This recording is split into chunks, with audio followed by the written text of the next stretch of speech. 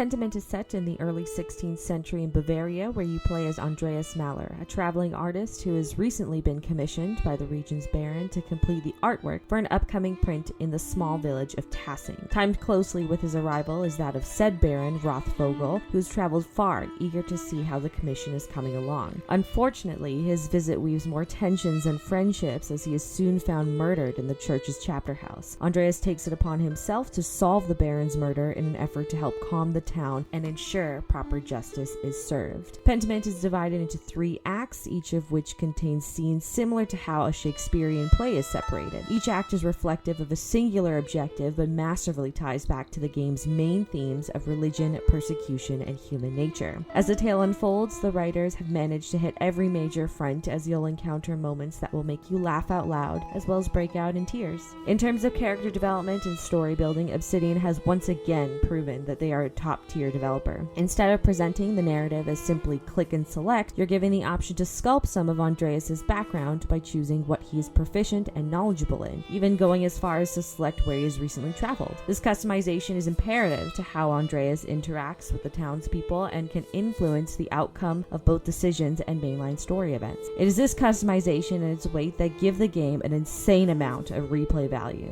In fact, so much so that I'm eager to get started on my second playthrough during the upcoming holiday season. Andreas Maler alone is a customizable enigma. Despite you being able to choose so much of his background and development, his character takes on more of a singular storyline as you progress. As a result, the decisions you have made early in the game can lead him to a life of fear, regret, or fulfillment. His arc by the end of the game feels complete and without holes. I made choices for Andreas that I would make in his shoes, but customize his background to be reflective of ways I wish I had lived my own life. In this sense, Andreas has the true ability to be relatable to any player, even if you choose to make him a goofball. I find that many games that attempt this kind of reliability end up losing sight of it pretty quickly into a game. The characters you encounter throughout the town are equally fascinating, each rich with their own thoughts and histories that finally intertwine into the major events of Tassing and its history. Layered in with each of these characters is a fantastical depth of medieval European history that accurately reflects what we know of Judeo-Christian practices at the time. I find it very rare to see much media, games or otherwise, depict such a depth of the Christian religion. Much of the teachings and inspirations behind the faith are often obscured or neglected when portrayed in media, so this was quite refreshing. Even more so when you consider how much faith influences the story. In addition, prominent influential figures and scholars of the period are often referenced, such as German theologian Martin Luther. The gameplay is quite standard when you recognize that this is a narrative game, so you won't be expected to fight off enemies or employ your stealth skills. This game is narrative in the sense that you must be engaged with the text on screen more so than other narrative games. Essentially, Pentiment is a visualized novel presented to you in a game format. Think of those novels you read as a kid that allowed you to choose your own adventure. While you can click buttons to open objectives and select what you want to say, these are merely the developers adapting the 2 formats, and it works incredibly well with the story they've chosen to tell. Understandably though, this paints the game in a corner, as it undoubtedly appeals to a very niche audience at the end of the day. Depending on how fast of a reader you are and how much of the world you choose to explore, I'd say in total you can expect a minimum completion time of 15 hours. I myself am a pretty fast reader, but interacted with as many characters as I could. I finished my first playthrough in just over 20 hours. The art style is something I cannot neglect from this, as it is such a monumental facet in how the game captures your attention. Following the side-scroller panache, the background of Tassing is illustrated in a style that was popular in the 1500s medieval Europe. This adds another fantastical layer of immersion for the player. Furthermore, the dialogue and text also takes inspiration from popularized fonts of the period and can even be tweaked in the game options to your preference. All in all, Pentiment shines in its ability to create rich characters and a complex story, allowing it to be something incredibly unique in the narrative genre. The story, while starting a little on the slow side, captures you once it takes off. I found there was not really a moment past those first 20 minutes where I wasn't fully immersed in Andreas Maler and his adventures in Tassing. I laughed, I cried, I couldn't wait to hop back in when I had the chance. In my honest opinion, this is one of the best narrative games I've ever played, and a must for anyone interested in the genre or just medieval history. Given Obsidian Entertainment's fantastic track record, I'm eager to see what they have in store for us next, and pray to Satya, if you catch that reference, that they revisit this style of game again in the future. Currently, Pentiment is an Xbox exclusive for the next gen, and you can also get it on Windows. Honestly, this game gets a lot more hate than it deserves, and it's definitely worth trying out if you're okay with a heavy text narrative. If you're interested in learning more about anything and everything gaming related, you can catch me every Sunday at 9 p.m. Eastern Standard over at The Lambency Show for our This Week in Gaming podcast. As well, you can visit thelambencyshow.com to find previous episodes, videos, and articles all related to gaming. Thank you for tuning in.